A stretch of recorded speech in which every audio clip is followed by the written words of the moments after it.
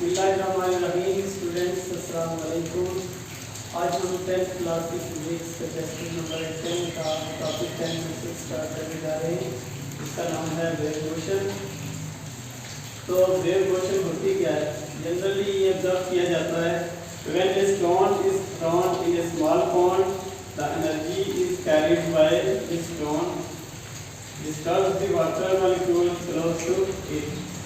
हम देखते हैं जनरली कि जब पानी के तालाब के अंदर जब पानी के अंदर पत्थर को फेंका जाता है तो होता क्या है कि energy is carried by stone. जो पत्थर होता है उसके अंदर जो एनर्जी होती है, जो एनर्जी उसने कैरी की हुई होती है, यानी जिस एनर्जी के साथ हमने पत्थर को फेंका हुआ होता है वो क्या करती है? Disturb the water molecule. वो पानी के जो मॉलिक्यूल होते हैं उनको डिस्टर्ब करती है bye gaining energy from the stone. The water molecule near the stone और temporary place from their position and start vibrating up and down. अब जो वाटर के मॉलिक्यूल्स होते हैं वो क्या करते हैं? गेन करते हैं एनर्जी फ्रॉम दी स्टोन, यानी उस पत्थर से एनर्जी को गेन करते हैं और ऊपर और नीचे की तरफ वाइब्रेट करना शुरू कर देते हैं और टेम्परेरी अपनी जगह से आगे पीछे हो जाते हैं। These vibrating water molecules transfer some of energy to the next set of water molecules which also start vibrating. अब ये जो वाटर के मॉलिक्यूल वाइब्रेट कर रहे होते हैं ऊपर नीचे, ये क्या करते हैं? अपनी कुछ एनर्जी उनसे जो आगे वाटर मॉलिक्यूल का सेट होता है उसको ट्रांसफर करते हैं और वो भी क्या करते हैं? मूव करना यानी वाइब्रेट करना अप एंड डाउन शुरू कर देते हैं एंड सो ऑन। और इसी तरह वो जो water molecule next energy transfer करना शुरू कर देते हैं। तो इस तरह होता ये है कि हम तालाब के सेंटर में पत्थर को फेंकते हैं तो क्या होता है? फॉर एग्जांपल हम कंसीडर करते हैं ये हमारे पास तालाब है, तो ये इसके सेंटर में अगर ये फुल ऑफ वाटर है हमारे पास,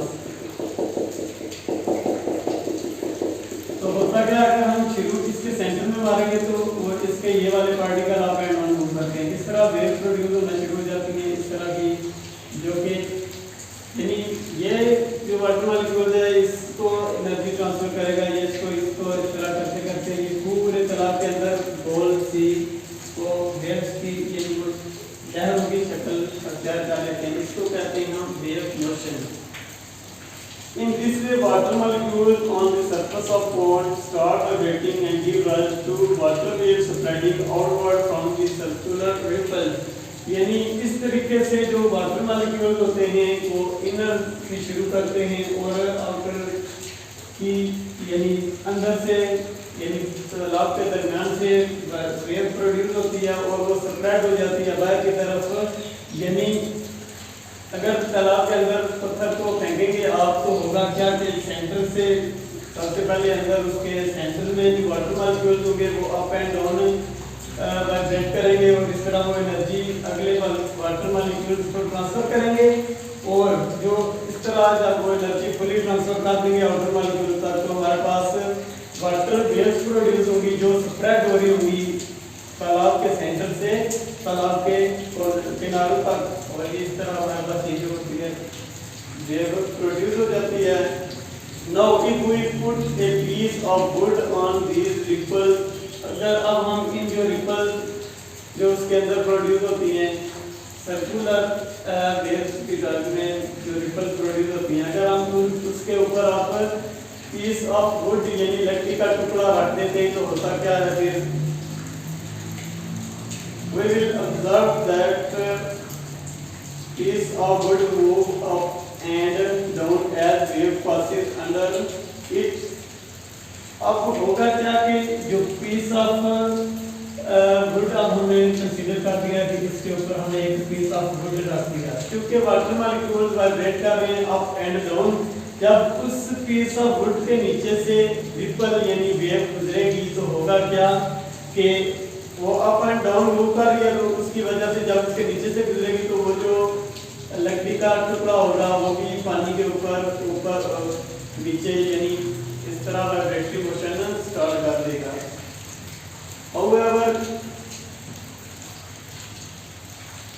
does not move along with wave. This up and down motion of wood is due to energy provided by the wave passing under it. अब वो जो लकड़ी का पीस होगा वो ऊपर और नीचे की तरफ मूव करेगा, लेकिन वो आगे की तरफ मूव नहीं करेगा। मतलब क्या कि उसको एनर्जी मिल रही है वाटर मॉलिक्यूल से, और वाटर मॉलिक्यूल से जो एनर्जी मिल रही है उसे वो ऊपर, क्योंकि उसके नीचे से जो वेव जा रही है वो water molecule up and down move कर रहे हैं, तो लकड़ी का जो पीस होगा उसी के ऊपर यानी पानी के ऊपर जहाँ पे लहर बन रही होगी अप एंड डाउन मूव करेगा, और आगे की तरफ वो मूव नहीं करेगा, क्योंकि उसको जो एनर्जी मिल रही है वो किसी खास सेट ऑफ वाटर की वाइब्रेशन से मिल रही है, और वो खास set of water up and down he move कर रहा है। Similarly when we free end of a loop is similarly when free end of a loop is moved up and down and the energy provided by the hand disturbs the particle near the hand. अब हम consider करते हैं कि हमने एक रस्सी लिया, उसका एक जो सिरा है वो किसी फिक्स पॉइंट के साथ हमने क्या कर दिया, उसको बांध दिया, और उसका जो दूसरा सिरा उसको हमने हाथ से पकड़ लिया। फॉर एग्जांपल ये हमारे पास फिक्स एज है उसका, यानी कोई हमारे पास ऐसी चीज है जिसके साथ हमने उस रस्सी को एक उसका सिरा जो फिक्स कर दिया है और दूसरा जो सिरा है उसको हमने फ्री रखा है। अब होगा क्या, जब हम उसका जो फ्री सिरा है इस चीज को हमने हाथ में ले लिया है, उसको हमने क्या करना है,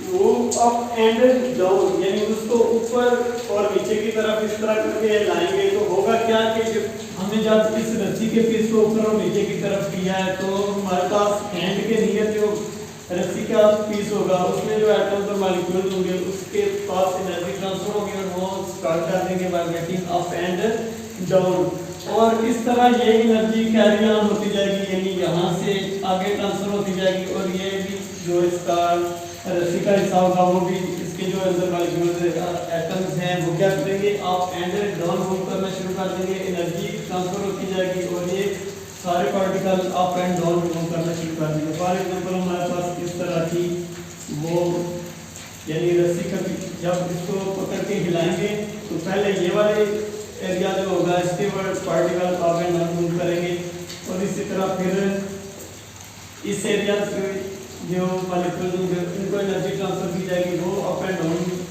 मूव करना स्टार्ट कर देंगे, और इसी तरह नेक्स्ट ये हमारे पास वेव की शक्ल अख्तियार कर जाएगी। These particles transfer their energy to the adjacent particle of the loop. The process continues till the all energy reaches to the other end of the loop, which is tied at the hook as shown in figure.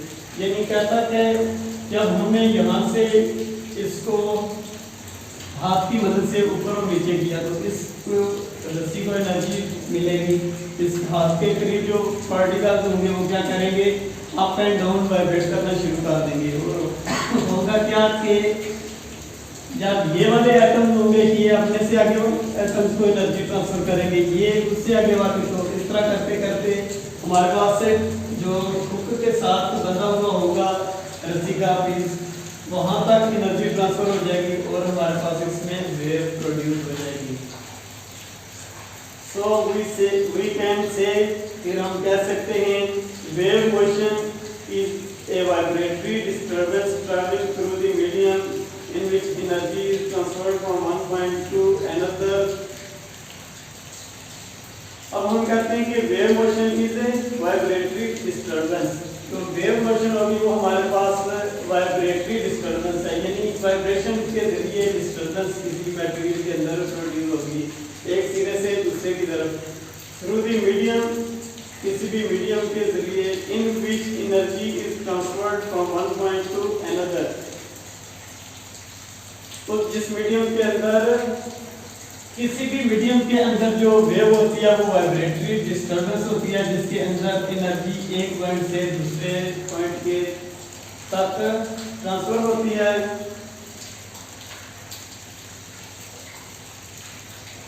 When there is no direct contact between these two points, और हमारे पास होता क्या है, इस सिरे और इसके दरमियान डायरेक्टली कांटेक्ट नहीं होता है, यानी इसका और इसका एक दूसरे के साथ डायरेक्ट कनेक्ट नहीं होता।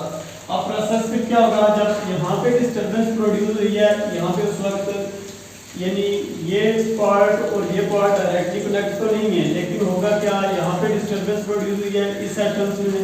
फॉर एग्जांपल ये atom up and down move करता है, ऊपर और नीचे। आप हमारे पास इस तरह कंसीडर कर लेते हैं, ये रस्सी बेशुमार एटम से मिलकर बनी है। ये जब अप एंड डाउन मूव करेगा तो ये इसके साथ जो जुड़ा हुआ है, ये जब अप एंड डाउन मूव करेगा सम ऑफ एनर्जी इसको ट्रांसफर कर देगा, ये भी क्या करेगा, ऊपर और नीचे मूव करना शुरू कर देगा। इसी तरह ये वाला जो होगा इसको दे देगा एनर्जी अपनी, तो ये भी ऊपर और नीचे की तरफ मूव करना शुरू कर देगा। इस तरह वाला ये तीन जो एटम्स हैं ये मूव करना शुरू कर दे, तो होगा क्या, फिर ये वाला जो एटम होगा ये इसको एनर्जी ट्रांसफर करेगा, ये भी अप एंड डाउन मूव करना शुरू कर देंगे। इसी तरह ये वाला, इसी तरह ये इसको एनर्जी ट्रांसफर करेगा, ये इसको करेगा एनर्जी ट्रांसफर, ये इसको, ये इसको, ये इसको। होगा क्या कि पहले ने तो सिर्फ इसको दी है, डायरेक्टली तीसरे को तो नहीं दी या चौथे को नहीं दी। इस तरह ये पहले वाला अपने एडजेसेंट यानी अपने से आगे वाले को एनर्जी ट्रांसफर करेगा और वो उससे आगे वाले को एनर्जी ट्रांसफर कर देगा। इस तरह करते करते पहले से एनर्जी ट्रांसफर होना शुरू होगी और करते करते फ्रीक्वेंटली वो लास्ट तक पहुंच जाएगी। पहले ने डायरेक्टली लास्ट को तो नहीं दी, लेकिन पहले ने सेकंड को दी, सेकंड ने थर्ड को दी, थर्ड ने फोर्थ को, और अप टू सो ऑन वो लास्ट तक कैरी ऑन होगी। ये हमारे पास होती है वेव मोशन, यानी वेव मोशन ऐसी मोशन होती है जिसमें किसी मटेरियल के जरिए एनर्जी ट्रांसफर होती है, लेकिन एटम्स जो होते हैं वो अपनी ही जगह पर रहकर एनर्जी को ट्रांसफर कर देते हैं एक प्लेस से दूसरी प्लेस के अंदर। अब हमारे पास कुछ कैरेक्टरिस्टिक्स ऑफ वेव मोशन है, यानी वेव मोशन की खासियत क्या है।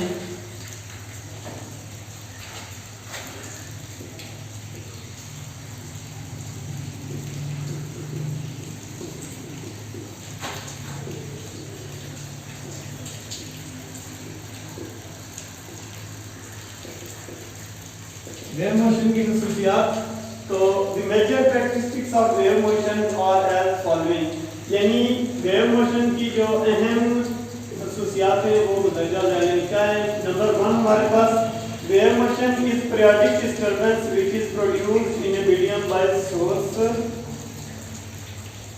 Bye some external force. Wave motion जो होती है वो किसी मीडियम के अंदर पीरियोडिक डिस्टर्बेंस होती है जो किसी मीडियम के अंदर एक्सटर्नल फोर्स के जरिए प्रोड्यूस होती है। मैं एक बार फिर बताता हूँ कि क्या wave motion is periodic disturbance.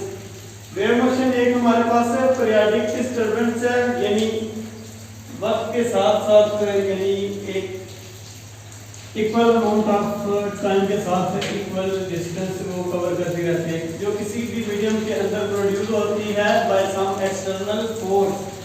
तो हमारे पास पहले क्या होगी, wave motion is a periodic disturbance produced in a medium by some external force। अब देखते हैं किस तरह प्रोड्यूस होती है। फॉर एग्जांपल बुक के साथ बंधा हुआ है हमारे पास रस्सी का टुकड़ा, और रस्सी का टुकड़ा हमारे पास एज ए मीडियम है। तो wave motion is a periodic disturbance produced in medium, यानी ये पीरियोडिक डिस्टर्बेंस है, यानी ऐसी डिस्टर्बेंस जो खास वक्त के वक्फे के साथ पूरे, यानी पहले जितना टाइम है यहाँ से उसमें इतना डिस्टेंस कवर किया, तो ये पीरियोडिकली वक्त उतने ही वक्फे के साथ आगे ट्रांसफर हो रही है। इसको हम कहते हैं पीरियोडिक डिस्टर्बेंस, यानी वक्त के साथ साथ वो आगे ट्रांसफर हो रही है तो डिस्टर्ब कर रही है इस रस्सी को, यानी फॉर एग्जांपल हम कंसीडर करते हैं 1 इंच, ये इसका जो पीस है जितने टाइम के अंदर उसने 1 इंच को डिस्टर्ब किया है उतना फिर आगे 1 इंच होगी तो उतना ही टाइम लेगी इसको भी डिस्टर्ब करेगी। यानी पीरियोडिक डिस्टर्बेंस का मतलब ये है कि ये एनर्जी जो है वुड के अंदर स्किन के अंदर जो एनर्जी इसने ट्रांसफर की है वेव मोशन की वजह से वो इक्वल टाइम में इक्वल पार्ट के अंदर एनर्जी ट्रांसफर हुई है। और ये हमारे पास अप एंड डाउन, ये हमारे पास जो रस्सी है उसने अप एंड डाउन वर्ड्स की तरफ वाइब्रेशन की है और एनर्जी इस सिरे से इस सिरे तक पीरियोडिक वेव में ट्रांसफर हुई है। अब हमारे पास इसकी दूसरी जो कैरेक्टरिस्टिक है, in wave motion the particle of the medium do not move from one place to another, they only vibrate about their fixed position passing on energy they possess from the particle। Wave motion की जो दूसरी characteristic है वो कहता है in wave motion particle do not move from one and to another, they only pass energy from one point two another by vibration. यानी जो होती है हमारे पास वेव मोशन, इसमें जो पार्टिकल्स ज़र्रात होते हैं, यानी रस्सी के जो एटम्स हैं यहाँ से यहाँ तक हमारे पास रस्सी के एटम्स हैं, अगर यहाँ पे हमने उसको डिस्टर्ब किया है तो क्या होगा, एटम्स वाइब्रेट करना शुरू होंगे। एटम्स जब वाइब्रेट करना शुरू होंगे तो क्या होगा, हमारे पास ये अपने से आगे वाले को एनर्जी ट्रांसफर करेंगे, वो भी वाइब्रेट होना शुरू हो जाएगा। इस तरह करते करते जो पहले के पास एनर्जी थी उसने दूसरे को ट्रांसफर कर दी, उसने आगे वाले को ट्रांसफर कर दी, लेकिन एटम अपनी ही जगह पे रहे। यानी इस कैरेक्टरिस्टिक में कहता है कि जो हमारी वेव मोशन होती है उसमें पार्टिकल क्या करते हैं, अपनी ही जगह पर रहते हैं, लेकिन जो एनर्जी उसके पास होती है वो एक सिरे से दूसरे सिरे तक ट्रांसफर कर देते हैं। अब हमारे पास तीसरी जो कैरेक्टरिस्टिक है वो क्या है, wave travel eight same speed in all direction. अगर वेव किसी भी पॉइंट पे प्रोड्यूस हुई है तो एक ही स्पीड के साथ मुख्तलिफ डायरेक्शन यानी मुख्तलिफ समय के अंदर ट्रांसफर कर सकती है। ये वाटर मॉलिक्यूल की जो हमारे पास रिपल प्रोड्यूस होती है उसके अंदर, ये उसकी बेस्ट एग्जांपल है। जब हम पानी के अंदर पत्थर को फेंकते हैं तो क्या होता है कि ऑल डायरेक्शंस के अंदर वो पानी की जो वेव्स प्रोड्यूस होती हैं अप एंड डाउन, और वो स्प्रेड आउट हो जाती हैं और वो सारी डायरेक्शन के अंदर होती है, किसी खास डायरेक्शन के अंदर नहीं होती। और जो उसकी स्पीड होती है हर डायरेक्शन के अंदर वो क्या होती है, सेम होती है। और हमारे पास लास्ट जो कैरेक्टरिस्टिक ऑफ वेव मोशन है वो क्या है, wave motion transfer energy from one point two another without transferring matter. जो वेव मोशन होती है वो क्या करती है, एक पॉइंट से दूसरे पॉइंट के तक दूसरे पॉइंट तक क्या करती है, एक पॉइंट से दूसरे पॉइंट तक एनर्जी तो ट्रांसफर करती है विदाउट ट्रांसफरिंग मैटर। यानी रस्सी के जो एटम्स हैं वो इस जगह से इधर मूव नहीं होंगे, क्या होगा, सिर्फ और सिर्फ एनर्जी ट्रांसफर होगी। इसके बाद हमारे पास आती है types of motion, types of wave. Wave तो हमने पढ़ लिया, जब भी हम वाटर के अंदर पत्थर फेंकते हैं या रस्सी को एक सिरा उसका हुक के साथ कनेक्ट कर लेते हैं और दूसरा फ्री उसको मूव कराते हैं तो उसके अंदर वेव प्रोड्यूस होती है। अब हम देखते हैं कि हमारे पास टाइप्स ऑफ वेव्स कितनी हैं। टाइप्स ऑफ वेव्स की exam on the basis of the mode of propagation waves are classified into two types। यानी एक जो वेव्स हमारे पास प्रोपेगेट करती हैं एक पॉइंट से दूसरे पॉइंट की तरफ, ये वेव जो प्रोपेगेशन करती है इसकी बेस पर या इसकी बुनियाद पर हमारे पास वेव की दो टाइप्स हैं। प्रोपेगेशन का मतलब होता है कि वेव जो होती है लहर को कौन से तरीके के जरिए एक पॉइंट से दूसरे पॉइंट तक जाती है। तो waves we do not require medium for their propagation are called electromagnetic waves. ऐसी वेव जिनको एक जगह से दूसरी जगह तक जाने के लिए मीडियम दरकार ना हो उनको हम इलेक्ट्रोमैग्नेटिक वेव्स कहते हैं। और इनकी जो एग्जांपल हमारे पास होती है ये रेडियो वेव्स होगी, light wave, television waves etcetera. और यानी हमारे पास टेलीविजन वेव्स होगी, रेडियो वेव्स, लाइट वेव्स, ये एक जगह से दूसरी जगह ट्रांसफर करने के लिए इनको मीडियम की रिक्वायरमेंट नहीं होती। जब सन से लाइट हमारे पास आती है तो वो वेव्स की शक्ल में आती है, लेकिन वो विदाउट मीडियम भी क्या करती है, ट्रैवल कर सकती है। और इसी तरह जो टेलीविजन की वेव्स होगी और रेडियो वेव्स हमारे पास ये हवा में ट्रांसफर होती हैं, लेकिन इनको प्रोपोगेट करने के लिए मीडियम की ज़रूरत नहीं होती। We have already discussed two examples of waves.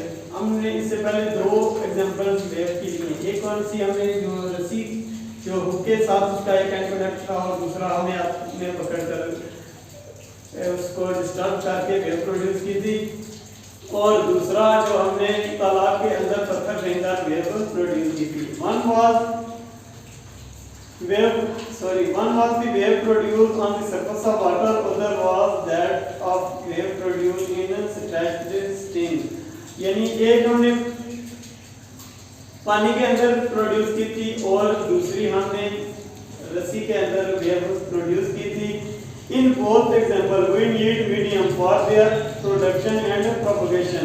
इन दोनों केसेस में हमें मीडियम की जरूरत थी इसको प्रोड्यूस करने और इसको प्रोपोगेट एक जगह से दूसरी जगह ट्रांसफर करने के लिए। अब अगर हम पानी ना हो तो जमीन के ऊपर पत्थर फेंकेंगे तो वो वेव तो प्रोड्यूस हमें नहीं होगी। इसके लिए हमें पानी की जरूरत थी। पानी हमारे पास क्या था, मीडियम था। इसी तरह हम हवा में वैसे हाथ चलाएं तो वेव प्रोड्यूस होगी नहीं होगी। क्यों? क्योंकि एनर्जी ट्रांसफर इस तरह नहीं होती। एयर मॉलिक्यूल एक दूसरे से बहुत ज़्यादा दूर होते हैं और वो एनर्जी दूसरे को इस तरह ट्रांसफर नहीं कर सकते। लेकिन ये जो हमारे पास वेव है ये कौन सी होगी? फिर ऐसी वेव जिनको एक जगह से दूसरी जगह ट्रांसफर करने के लिए मीडियम दरकार हो उनको हम मैकेनिकल वेव्स कहते हैं। और ऐसी वेव जिनको एक जगह से दूसरी जगह ट्रांसफर होने के लिए मीडियम दरकार नहीं होता उसको हम क्या कहते हैं? Electromagnetic waves. और उसकी एग्जांपल हमने पढ़ लिया, रेडियो वेव्स, लाइट वेव्स और टेलीविजन वेव्स एटसेट्रा। अब मैकेनिकल वेव्स जो होती हैं हमारे पास इनकी भी फर्दर दो टाइप्स हैं जो हम नेक्स्ट लेक्चर में पढ़ेंगे। आज के लिए इतनी काफी है, मिलते हैं नेक्स्ट लेक्चर में।